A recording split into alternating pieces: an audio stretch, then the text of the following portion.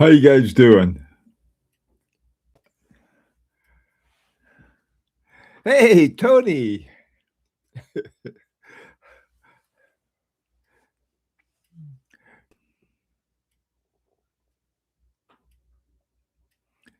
Hey, Traveler. Hi, Michael.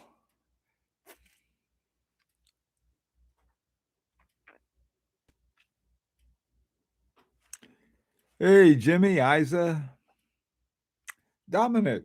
Good to see you. Hi, Clyde. Oh boy, hang on a second. Let's see if I can. Oh yeah,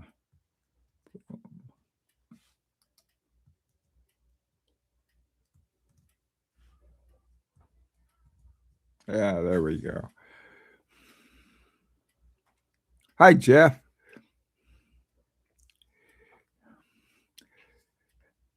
How's the sound and video? Everything working okay, Dom? A Fabergé dual time zone. It's one of mine too. I love that watch.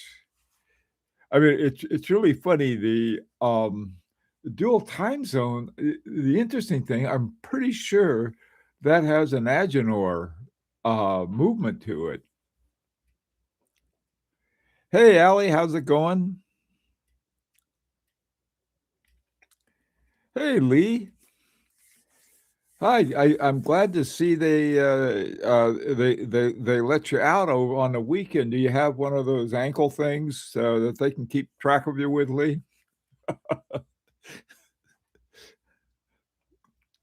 Sort of Oklahoma ankle bracelet. Hi, Rock.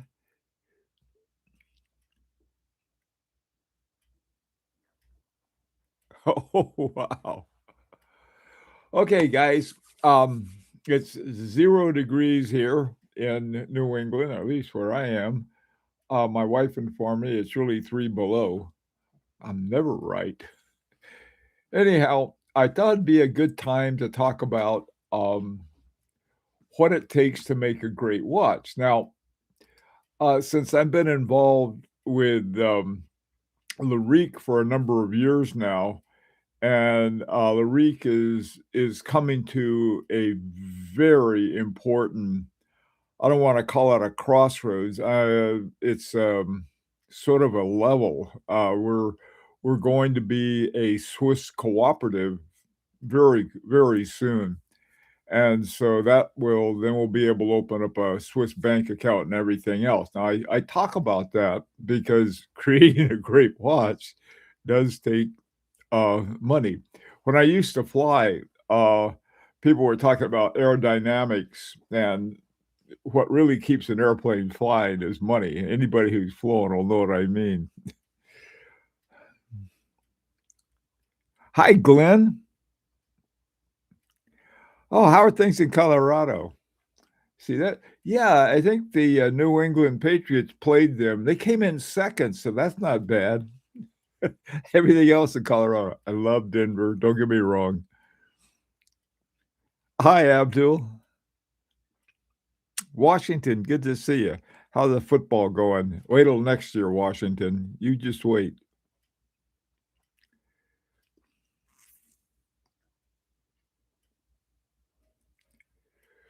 Okie doke.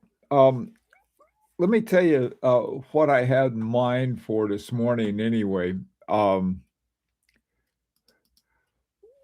Yesterday, I I put out my weekly video, and it was sort of going from taking a really great watch like a what's one? FP Journe Chronomet Sylvain, and then see what we could do to make a watch that we could afford. And so that's what it was about. And I'd gone through a number of things. This is a sort of as a non-Larique thing for lots of reasons. First of all, Lariques are about twice as expensive. Second of all, this is something I wanted to try with a Swiss movement in the U.S. Still with those yucky tariffs that we have to put up with. The but it's one of those things. Oh, I thought, well, at least I can have part of it in the U.S. and at least while they still have those tariffs. I don't think it's going to be something permanent. I certainly hope not. But all of these kinds of things is that you're trying to make a really great watch that people can afford. And so I thought, well, let's see the as those of you who have experienced with Larique, it's, it's not easy. Okay, um, it's when we first started, we were talking about like a bunch of guys got on a leaky raft going down the Mississippi. Like, whoa, it is a lot of fun.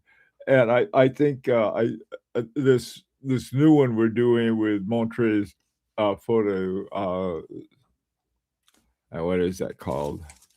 Sabu, Sablé. Anyway, so a couple things. One of the things is that there are some people who are just have to say something negative, no matter what. One of the things I was looking at was the kind of steel that's used in watches.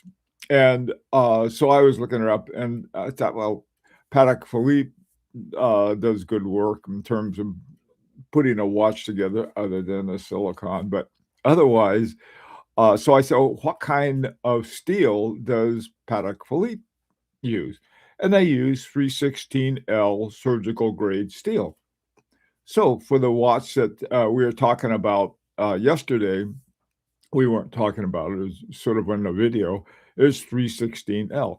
Well, it was somebody who I've seen before who has some generally intelligent things to say, decides to troll the whole thing, going on about, oh, that it's scratches and this and that. And I thought, well, it's not for the playground. All right. You want something that scratches easily, gold. The higher the carat of gold, I mean, you got 24 karat gold, which you can find on some rotors, 18 karat gold, which you find on watches. That really scratches easily. And so, you don't wear it for rough and tumble stuff. You wear it for something else. But it's like the hard part is coming up with something that's accurate and then away from this stupid noise. There is just so much noise out there, and I'm sure all of you guys know that because we've heard it now. And the so I thought, well, let's talk about what if you want to put an affordable watch together, what's the best way to do it? The Larique way is we go to the best watchmaker and work with them, of Agenor. Another way is to find something like some find off the shelf movements, like you can find with Crenode, Vaucheur, and the one we found was with Schwarz ETN. So what are some, so you find a movement that's already done, that's relatively it's not as easy as I thought. But it's not as hard as working. Well, actually, working with Agenor, I guess it's pretty easy because they got all of these smart people putting the watches together and doing all of these incredible things. I'm really looking forward to our next one because it's really our first watch Larica's done that really gets into something more complicated than time only. So anyway, so I thought I'd throw it out for you guys. What does it take to build a really great watch? I mean, what do you see as the kinds of considerations to put in place? And let me put another one in place too. Watches are getting so crazy. I have a picture on a little announcement that I had for today.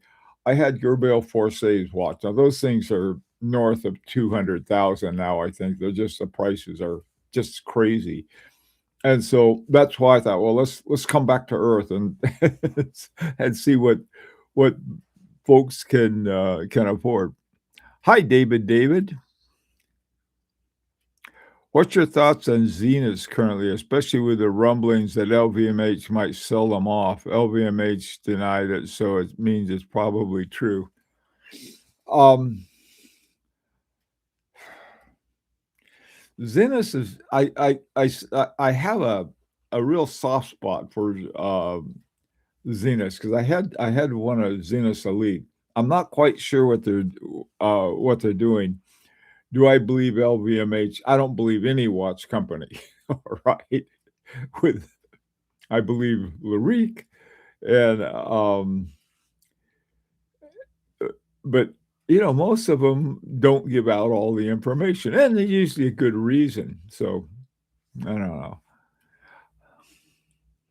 I wanna see my jump hour watcher, that is cooking. Okay, Isa's working on that. That jump hour, I don't know much about it because 'cause I'm not involved in that project, but everything I've been able to see, Abdul and those guys, you guys are just doing fantastic stuff, so I'm excited to see it. I've got too many jump hours already, so I've got a double jump hour and then my Chanel jump hour, so I didn't get into that one, and I figured, well, I wanted to try something else for a break.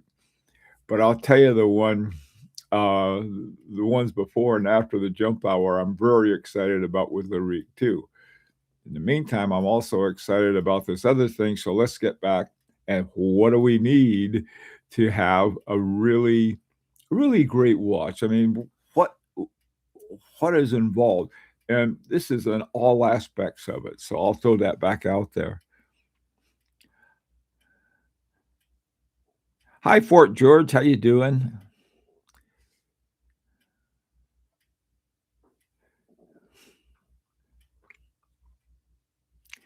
Yeah, Rolex uses oyster steel. Um, the I think the whole thing with oyster steel is related somehow to being waterproof. But from my understanding, the steel that Rolex uses is really excellent, really outstanding. 900 something is the number they have for it. Uh, yeah, so that would be a good thing to use. I thought it was easy to get a movement case, hands, and face.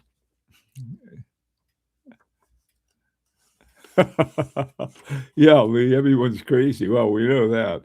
If to build to make a watch, it doesn't take a lot. I mean, you can go to AliExpress. This is one of my dials from AliExpress. It's for a 6497, so that's the small seconds at 9 o'clock.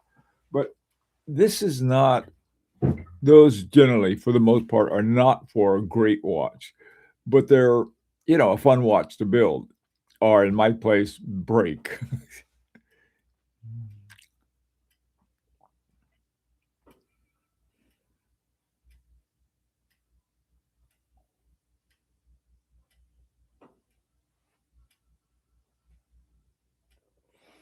Allie, interesting, triad you have. The, uh, first axis is value. What is that? I a lot of times it's confused with price, and we know that there's a difference between value and price. Value is that's a good one though, but it's something you gotta nail down. What I did with the new one that I'm working on with, uh, Feu de Sablé, the Montres, Feu de Sablé, is the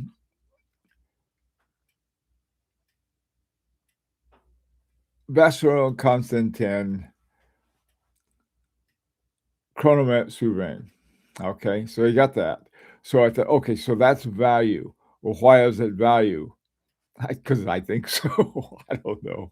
Where is the real value?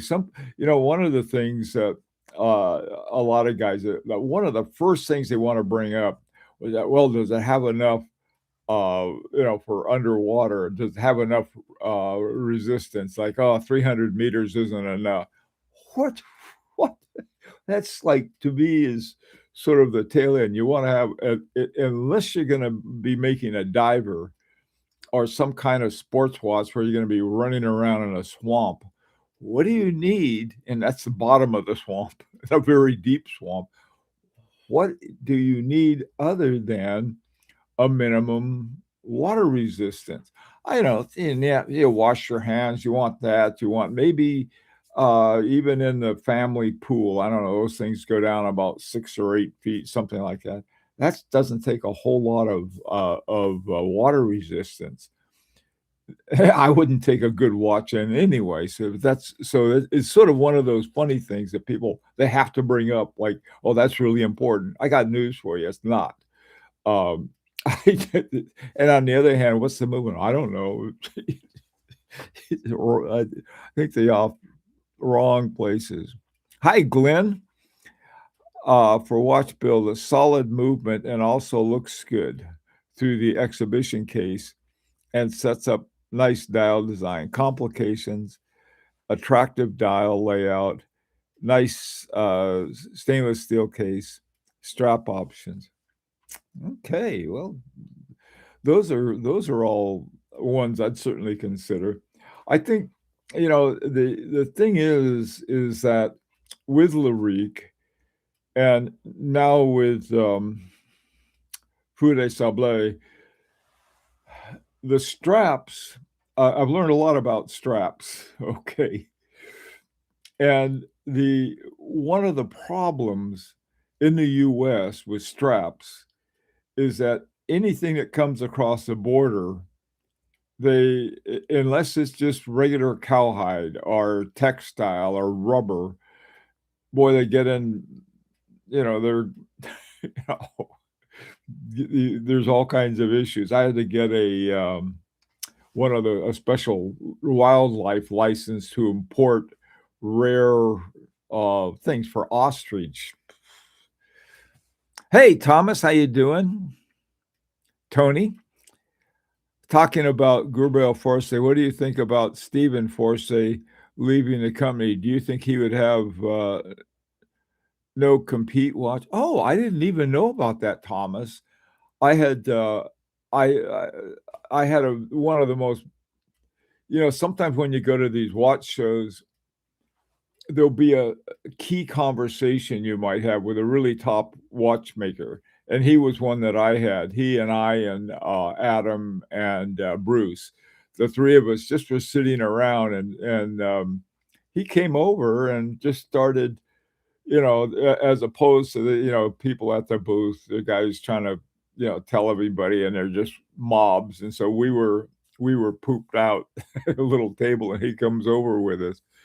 Um, but Thomas, I didn't know that, and do I think he'll have a chance? My God, yeah, either one of those guys. This would be, I think, is Stephen? Is he? I think he's English, isn't he? He can go back to England, start up a wonderful, in Great Britain, in Wales, start a British watch company. That'd be cool.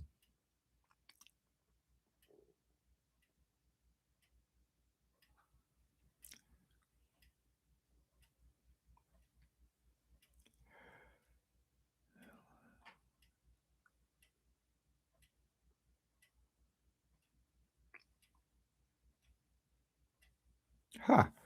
That is interesting, Isa. Hi, traveler. I think function over form or form over function is going to need to be decided. Boy, that's a good point, traveler. I have I'm a function over form, but you don't want to have an ugly form. I agree with that. It's sort of like there's you want to have a good balance there.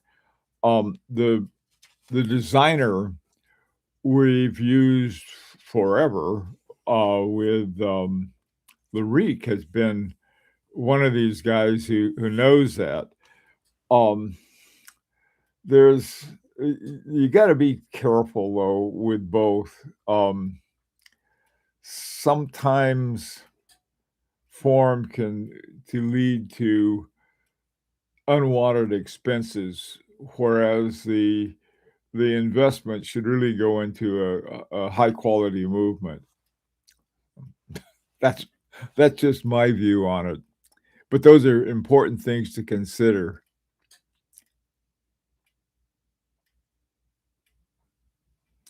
Yeah, Isa. See, Isa likes the artistry the best.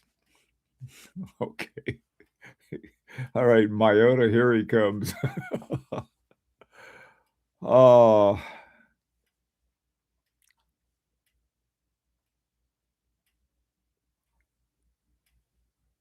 over fonts. Yeah. Yeah, by the way, what do you think of fonts? I'm a fan of the, Brigade fonts, and I found out something really interesting about Brigade fonts from our designer. Usually, just like on your computer, I love fonts, and, so I buy all of these extra fonts and, you know, some of 'em and then make a mess of it because 'cause I'm no artist. But fonts are very important, I agree with that. But the thing about Brigade fonts, it turns out that Brigade fonts are to a great extent an unstandardized fonts. Most fonts, when you have, like a Helvetica or a Arial or there are all kinds of different ones. And what happened with computer screens was that, the serif fonts that were used so you could have smaller fonts that were easier to read. I don't know why, but it's you can. On the other hand, on a computer screen, the sans serif fonts are much clearer. So it's sort of is a really interesting kind of thing, and then you try to have a font that works with both of them. The reason that serif fonts became so popular is that they could make them a lot smaller and people could still make them out, and so the printers, back in the old days that they could use less paper, and so they could put an article in with this little font that people could read because of using the serifs. That's why, fonts like, uh, Times Roman, for example, is a classic font. Where the Times come from? The London Times, the New York Times. They're not from they're not from nowhere.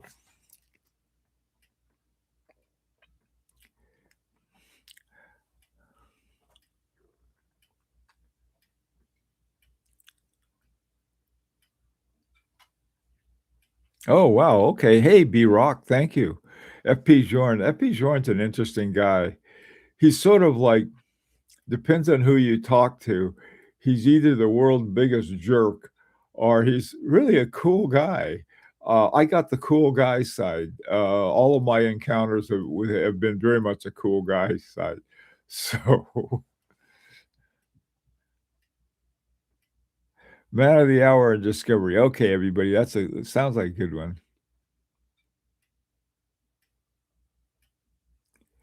Oh, Abdul, that's a good point. That's a very good point about other companies like Beaumont Messier got cut loose by, Richemont. So, what are they gonna do? I don't know.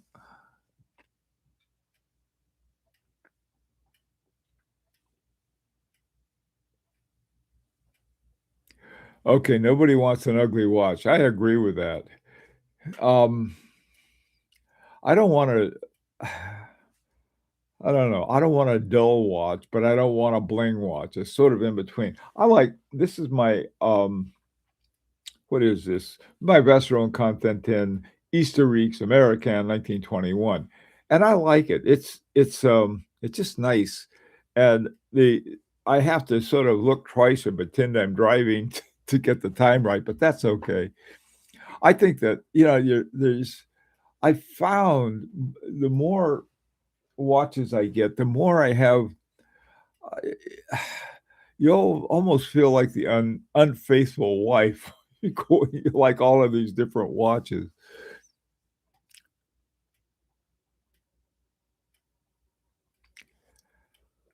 How about the Trump watch? The Trump watch is it's got a cheap movement, and it's blingy and everything else. The interesting thing, though, is that he played the one of the ones that is a really interesting watch is a Patek Philippe Golden Ellipse. He has one of those. I've noticed that he's out there playing golf with that. I'm thinking, "Hmm." Probably you better use another time thing. I don't I can't think of anything that he does that's recommended because he does it. Sorry. H. Moser uses no fonts. And they've got some beautiful watches. They're not even using indexes on some of their watches. Yeah, now that's an interesting thing. There's sort of a analog time by shape. If you look at your watch, I've got, I got numbers telling me where it is, which is good. And especially, I mean, with a watch that's offset like that, that can really throw you just sort of the image of what the hands look like. So, yeah, I think and what H. Moser is doing, that is just very cool the way they do it, I think, because you learn to tell time, just at a glance. Most of the glancing I do is looking at simply the shape of the hands relative to the hour and minute hand. That's one of the nice things about having, the observatory hands that we have with Larique, at least up to now. I think our next one, we're having the Asaji hands, which is gonna be fun. Uh, the the reason for it is with the observatory hand, there's no doubt which one's the hour hand and which one's the minute hand. The minute hand's the stick, the hour hand is the one with the poem at the tip.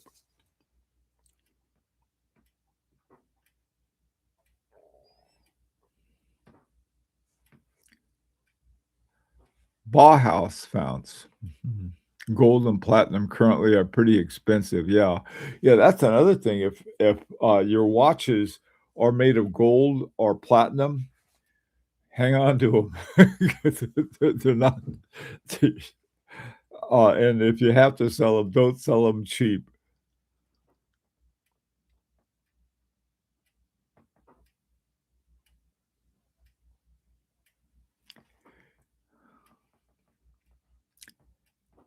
Hey, Brian, let's see. Naturally, the type of font used depends on the style. Oh, that's a great point. That's a very good point. It depends on, yeah, the font you use depends to a great extent on sort of the style of the watch. There's some styles that are very formal, some are informal, and then there's Bauhaus. Bauhaus. Come on, Abe, Abdul. Bauhaus. Bauhaus is probably the clearest font. I'll put it that way. Uh, Bauhaus can also be very much used with great effect with Art Deco. It's another thing I happen to like too. Okay, what else do you guys have? Hey, traveler, can you expand on your comment about design is the most important function? Um, please don't. Just kidding. Oh,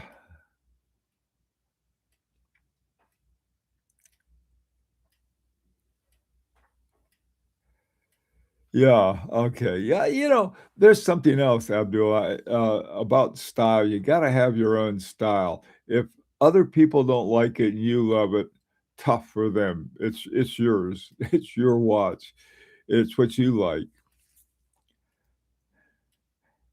AL design and custom watchmaking is a high function is uh-oh.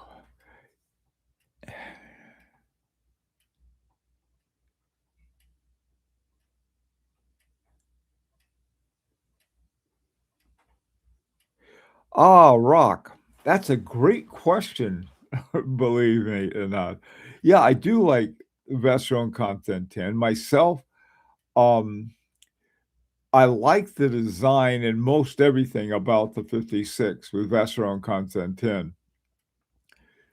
There's the only one they have that has the Val Fleurier movement is the entry level is like relatively speaking for Vestron Content 10 is very affordable.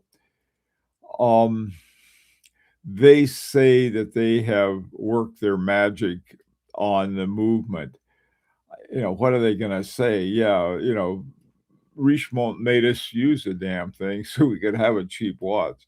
It's the only watch that doesn't have the Geneva seal. Now, here's the interesting thing. What is it? There's a 56 at the something like 11 or 12,000, and then there's one bump up for that. On the one hand, I think it's great that they have one.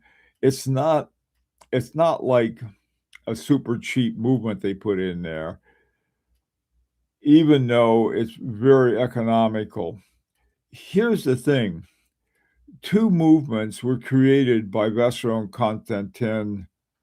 I think the one here, this is the 4400, which is their hand wound. All of their hand wounds, not all of them, but most of their hand wounds has some version of the 4400.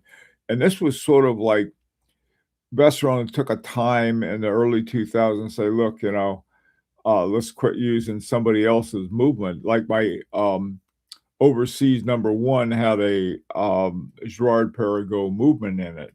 And so they wanted to have their own. So they came out with the 4400. The one I really, really like is the 3rd version of the overseas that had the 5100 movement. And I've been the only watch that I know other than there are other ones, I guess, real expensive ones other than the overseas. There's one that I'm always tempted to get, and that's the what's it called?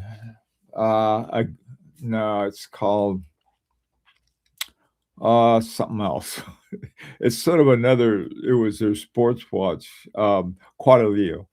That watch is one I like, and I'm tempted by because I see the price coming down, and eventually I'll have a couple extra bucks and I'll go grab one probably. And that has a 5100. So you have 2 movements that are really true blue Vacheron Constantin movements. There's nothing wrong with the Girard-Perregaux. There's nothing wrong with the Jaeger-LeCoultre movements that they've had in the past, but so have all of the other ones too. Patek Philippe, Audemars Piguet, all have done the same thing. So, it's sort of like I would hate to have, get a 56, a really good looking 56, and then what I had like 1100 or whatever they're charging for it these days. Because the next step, they're going up 25,000 just for just one step up. So the thing about it is, I like the idea that Vacheron Constantin has something a little more affordable. And I think if somebody had one, I still think that they would have a very good watch. So there's some troll would come along on, yeah, something like that. All you got to do is slap them a couple times and they'll leave you alone. I didn't say that. Just kidding. Okay, guys. Hey, Clyde. I've viciously attacked by silicone hairsprings. Well, that's a good excuse. That's not an excuse. That's a valid reason. Look, guys, time is up. I went over again. Listen, this afternoon, let's see if we can come up with some more details about this. What do we need for a great watch, especially if we have our fingers in the pot? Okay, doke. And thank you all. You had some great stuff, and I want to.